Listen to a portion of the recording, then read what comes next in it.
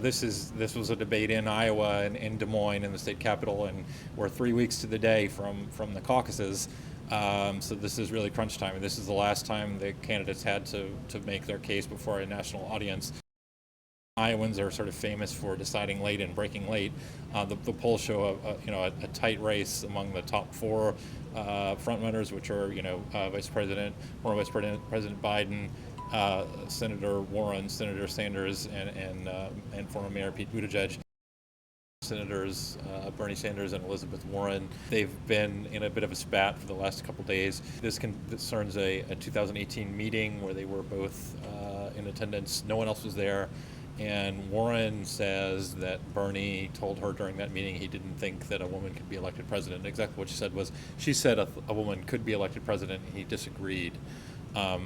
After she said that on Monday night, Sanders vehemently denied it, said that it was absolutely false, and his campaign began to accuse Warren's campaign of leaking a lie to sort of slow down his momentum, because he's been gaining some traction in the polls. It was an issue that came up again and led to a sort of tense and short but interesting exchange. Warren basically said that Bernie had said it, and she made a point of noting that of the men on the stage, there were four male candidates. They had all lost 10 elections between them, whereas she and Amy Klobuchar, the senator from Minnesota, were the only two women, had both won all of their elections and were undefeated. That exchange went pretty well for Senator Warren. She got a big hand in the hall for sort of expanding the issue, not just about her and Bernie and a sort of he said, she said in a meeting that no one was at besides those two, and turning it into a larger issue about why women are electable and great candidates. So the timing of the Sanders campaign has picked up on that and said that if this were true, it would have come out. This was a meeting in 2018 to discuss 2020. It would have come out long before this, and the reason it came out now is because there was a poll in Iowa showing Sanders really having a strong performance and surging. She says that that's not true, that basically there was some CNN reporting out there saying that this had happened, and her statement was just a way of corroborating that it came from her. Bernie, for his part, came out and said he didn't say it, he never said it, and he didn't believe it. He said that Hillary Clinton beat Donald Trump by more than 3 million votes in the popular vote last cycle in 2016, and that it was obvious that a woman could win a presidential election based on that. Senator Klobuchar also had a pretty good night. I think she got some.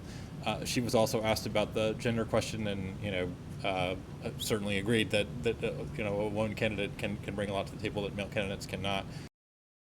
The question is, if you're a female candidate, do you have a harder road to hoe to get to the White House because of gender biases, inherent biases in society, and a lot of people that even are very, very supportive of the idea of voting for a woman and having a woman president, if you talk to them, voters and others, they have a little bit of worry about whether or not sexism could ultimately derail the candidate.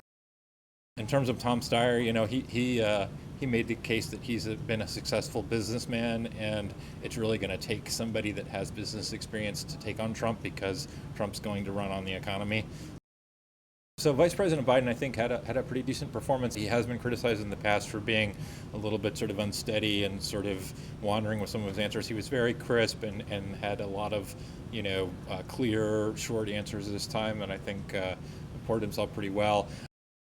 There was also a lot of discussion about Iraq and former Vice President Joe Biden's vote to authorize the war in Iraq. Bernie Sanders went after him pretty heavily on that, and Biden was able to say, that was a long time ago. I regret that particular vote. We shouldn't have gone into Iraq, but I really helped the Obama administration extricate our nation from that war.